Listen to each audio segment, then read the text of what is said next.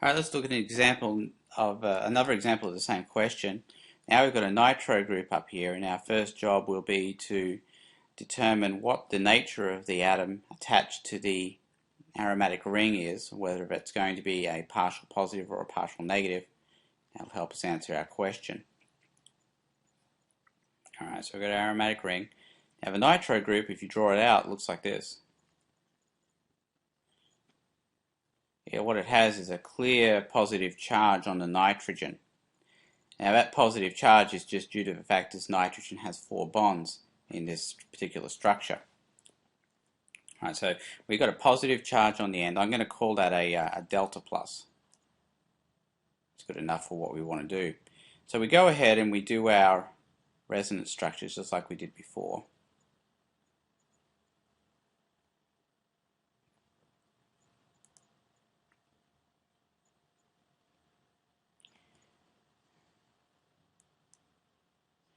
And in each instance, the tail of the arrow is going to come from the double bond, and it's going to go into the space between the two C's.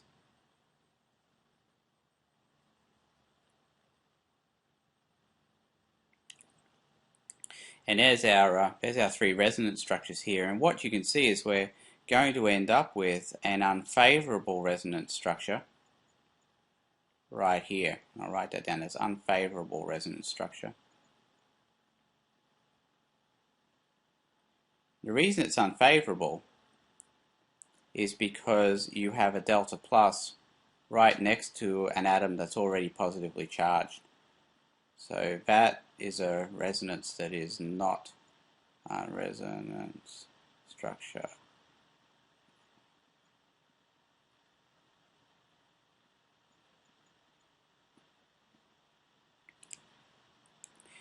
Alright, so that's for that one. Let's look at the next one. We're going to put the bromine now down in the para position, and that means the positive charge will end up here.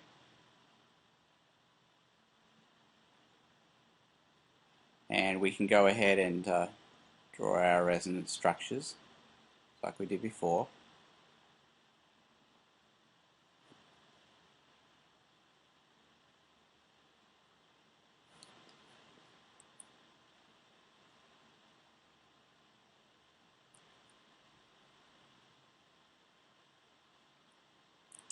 And that leaves us with this one here. Alright, so now we've got our 3 possible resonance structures. This one has a delta plus on it. And this one is also an unfavorable resonance structure, again because you've got the delta plus and the plus being here. So those are unfavorable resonance structures, both of those. Alright, that explains why we will not get the ortho and para products. Now if we look at the meta,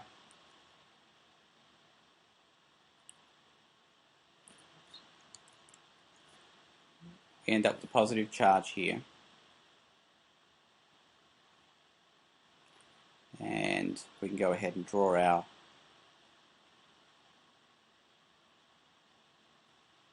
arrows. Positive charge here. And this one will put the positive charge down here.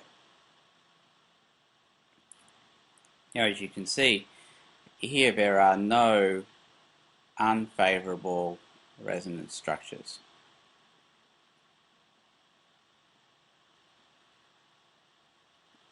Which explains why the only product from this reaction is indeed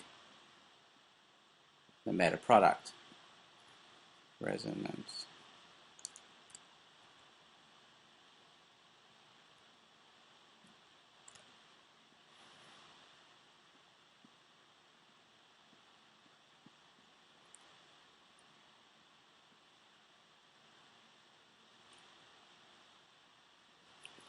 And the only product we're going to get is the meta product out of this. Br here and the NO2 up here. Now you want to understand that no unfavorable resonance structures does not mean favorable resonance structures. It just means that since these two had unfavorable resonance structures, there's no way we were going to get ortho or para products. But because we end up having no unfavorables down here, then this is the route that it's going to go.